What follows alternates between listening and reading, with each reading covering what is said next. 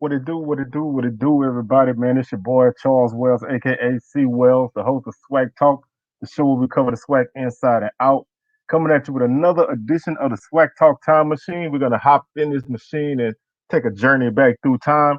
This year we're going to the year 2007. Revisit the SWAC championship game, Jackson State versus Grambling. Before we get into all of that, let's go ahead and let you know that the socials are down in the description below. Facebook.com/SWAG Twitter.com/SWAC Talk 76, Instagram.com/SWAC and SWAC Talk 76 at gmail.com is the email address. Also, check out SWAC Talk podcast. Can be heard on anchor.fm/SWAC Talk.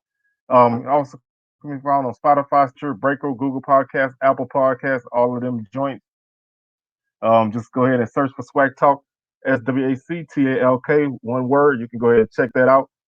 This week on the podcast, coming on Sunday, we'll be doing a spring 2021 season recap on the Prairie View Panthers, and we'll also have a YouTube video on that same topic coming on Sunday. So don't forget to check that out. While you're here, if you haven't done so already, why don't you go ahead and subscribe? We're on the march to 200 subscribers. We're at 170 right now, so I'd like to legitimately thank everybody, man, for the support and the love. So go ahead and subscribe if you haven't done so already. Like the videos, share them, hit the notification bell to be alerted to any content that I upload. I do have a schedule that I keep right now at this point, Wednesdays and Sundays, but I do like to drop videos from time to time, depending on if I'm feeling froggy or not. So don't miss out on anything by not being notified. Have the alert come to your notifications. So 2007, Jackson State, Grambling. Jackson State back in the SWAC championship for the first time since 1999, coming off of the James Bell years, which were not very productive years for Jackson State. Rick Comedy would take over and turn the program back to the way Jackson State was supposed to be.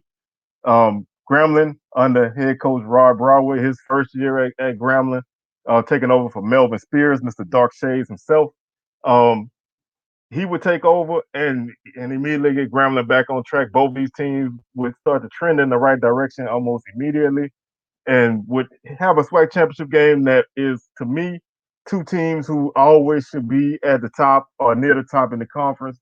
A solid SWAC is always even better with Jackson and Grambling playing well. So this was a matchup that most people really look forward to.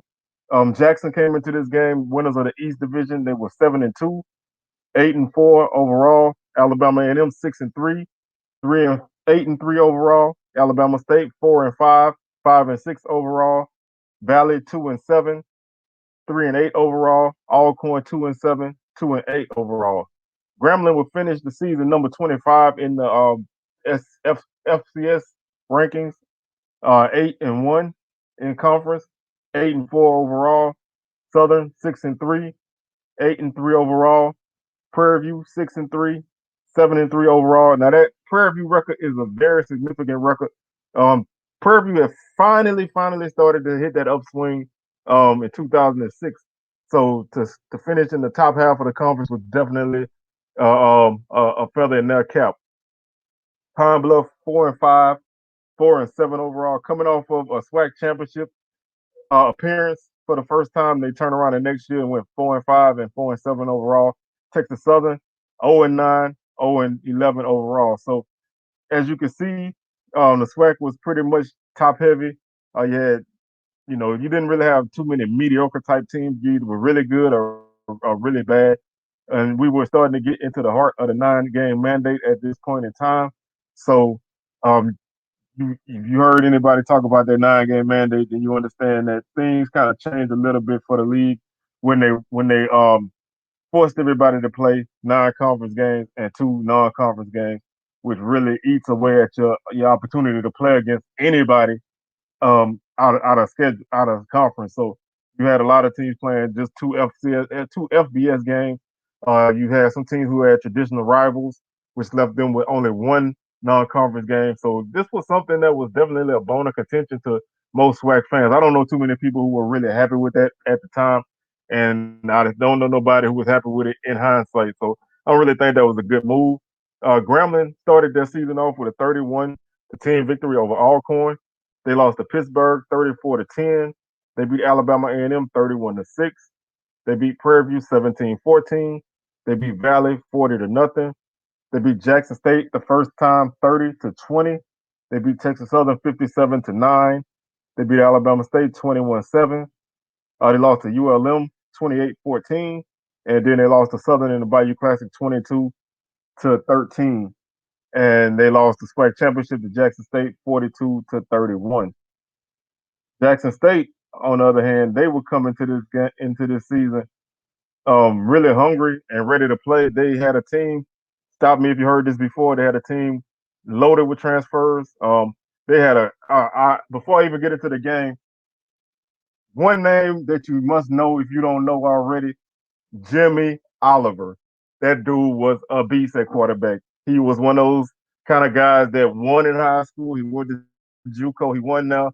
He came to Jackson. He won now. He was definitely the guy that could run with his legs. He could throw. He definitely stepped up to the plate that year. I really wish he had more time at Jackson because the kid was amazing. He did a great job with that team, especially in the championship game. He made quite a few plays with his legs and just tormented Grambling in that game. Jackson State started off their season with a 27-15 loss to Delta State. They lost to Tennessee State 16-13. They beat Texas Southern 28-7. They beat Valley 50-16. They beat Alabama State 32-20. They beat Southern 32-26. They lost to Grambling, as I said before, 30-20. They beat Pine Bluff 17-6. They beat Alabama A&M 43-40. They lost to Prairie View 30-27. They beat Alcorn 31-19. And then they beat Grambling 42-31 in the SWAC championship game. Now, this game was a game that kind of went back and forth early.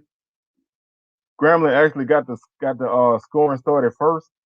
Frank Warren ran a 1-yard touchdown for Grambling to get him an early lead. Jackson would get on the board next. Jimmy Oliver threw a pass to Cedric Dixon for 14 yards to tie the game up at 7. Brandon Landers, quarterback from Grambling, would throw a pick 6. Jackson State got back on the board 14-7. That would be the score at that point in the first quarter. Grambling would inch closer when they would get a defensive score when Jackson State was guilty of holding in the end zone, which made the score 14-9. Grambling would then go on to get a field goal from Tim Manuel from 28 yards out to make the score 14-12. Grambling had another opportunity to score on a field goal, but they missed it, so they couldn't take the lead. Jimmy Oliver made he made a play on this pass. He was trapped in the backfield. He spun around. He ran backwards a little bit. Looked upfield, found a receiver wide open in the end zone and hit him.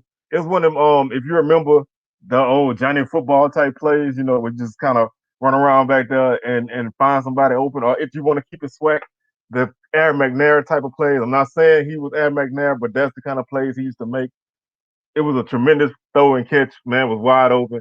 Jackson State retook the lead 21-12. Giles would run for 3 yards for Jackson State for a touchdown to make the score 28-12, which would be your halftime score. Grambling would actually kind of inch closer in the third quarter.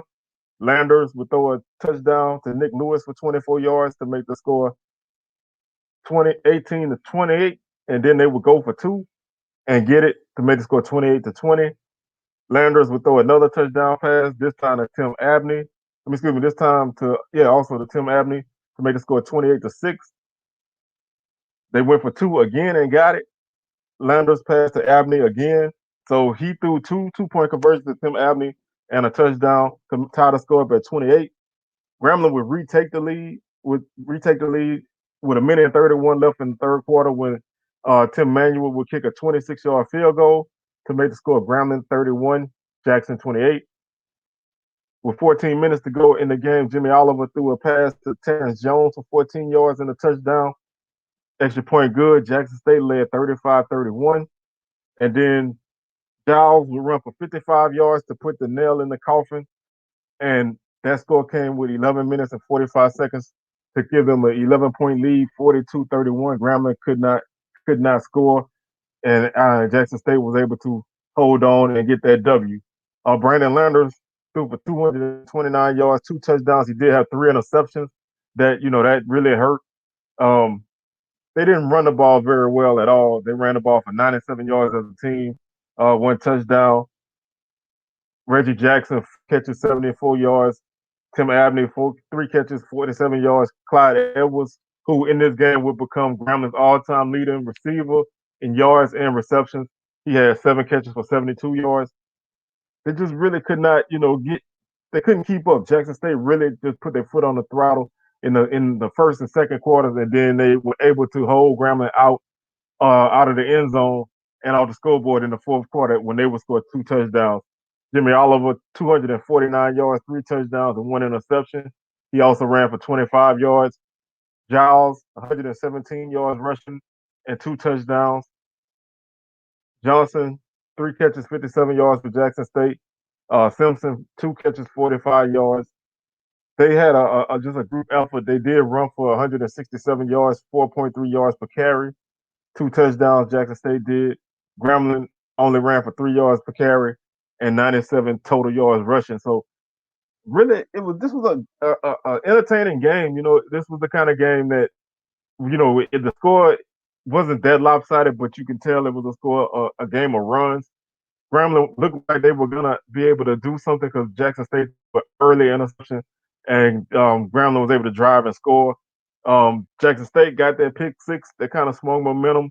Grambling got a safety, and that kind of swung momentum a little bit, but they just could not capitalize after that. Jackson was able to basically steadily play and score.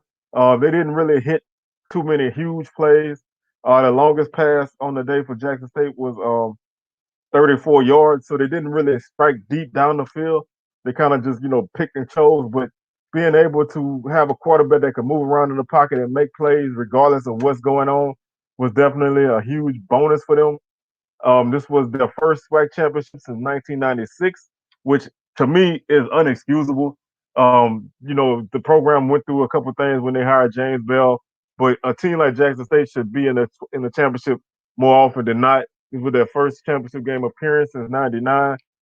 Um, Comegy really took this program and kind of got them back on track. Although the Brahmas were still kind of hanging around, so that kind of made it, a three-way dance to get to the championship. Whoever could survive that little three-way run would make it most often. Grambling would start to see a new contender rise in the SWAC West, and that's Prairie View. Prairie View would start to really ascend and make some things happen, and ultimately get them a SWAC championship in this time period. And we'll review that game next week because I really want to talk about that game. Grambling had a pretty strong hold on the West Division. Southern won it twice in that. No, Southern won it 3 times in that time period. Pine Bluff won it once, and then after that, Texas Southern won it, although it got erased from the record. Pine Bluff won it once, and then they won it again recently. So it's been a Southern Grambling stranglehold ever since the championship game has been started, mainly Grambling. So this was, and this was a fresh matchup in championship game. These two teams hadn't played before this point in the championship, so that was a fresh matchup. And it was a good game. It's always good to see a team get their first win in this kind of setting because you had two teams who have won tons of championships at this point, but to be able to actually match up in a championship game, winner take all, is just something that is special. And Jackson definitely took this championship. They earned it. They played very well, and they did it without Eric Hall.